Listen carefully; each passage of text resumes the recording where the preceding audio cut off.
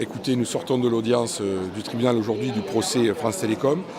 Ça a été une audience difficile parce que la partie de la défense donc, a cherché à empêcher un certain nombre de parties civiles d'être présentes au procès. Donc on est encore dans la procédure, mais le tribunal a décidé d'intégrer toutes les parties civiles et de poursuivre les audiences. Donc c'est une première victoire pour que le procès ait lieu, que la vérité soit établie et qu'on puisse avancer vers la reconnaissance des faits. Pour nous, c'était important. Voilà, et donc pour Infocom qui est partie civile, bien sûr c'est important. Nous sommes partie civile depuis l'origine, depuis que toutes les organisations syndicales sont déclarées partie civile, mais l'essentiel pour nous c'est effectivement d'arriver à démontrer que la responsabilité de l'entreprise en tant que personne morale est engagée, bien sûr, de manière à faire en sorte que ce qui s'est passé à l'époque ne puisse plus se reproduire ni chez Orange ni ailleurs. Alors ce qui s'est passé, c'est que comme tout ce genre de procès en correctionnel, il y a d'abord l'appel des causes, l'appel des parties, et puis ensuite il y a effectivement les faits qui commencent à être abordés. Mais avant que les faits soient abordés, bien évidemment, il y a chaque partie conteste ou pas, il y a ce qu'on appelle la mise en état, chaque partie conteste ou pas la légitimité des autres à être représentés. Et c'est ce qui s'est passé pendant un certain temps, on peut dire pendant des heures.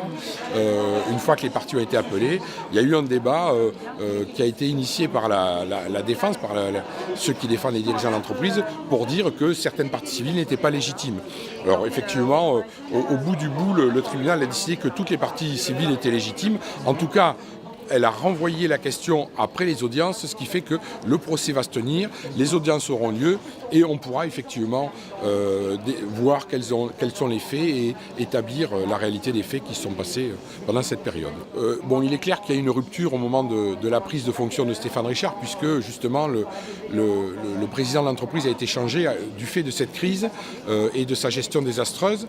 Depuis, il est clair que sous la présidence de Stéphane Richard, il y a eu des méthodes de management qui ont été mises en place pour rétablir une certaine sérénité et apaiser le climat social dans l'entreprise. Bien évidemment, ça ne veut pas dire que toutes les questions sont résolues. En particulier, on a beaucoup souffert aussi à l'époque de la baisse brutale des effectifs et malheureusement, les effectifs de l'entreprise continuent à diminuer et il faut aussi gérer cette question-là. Et nous, Infocom, nous disons attention, il faut rétablir un niveau d'effectif suffisant parce que parmi les causes de souffrance, il y a le fait que l'entreprise le personnel n'est pas en capacité de faire face à toutes ces contraintes, de faire correctement son travail du fait des nombreux départs non remplacés. Et nous demandons donc que des recrutements soient faits pour que les services fonctionnent correctement.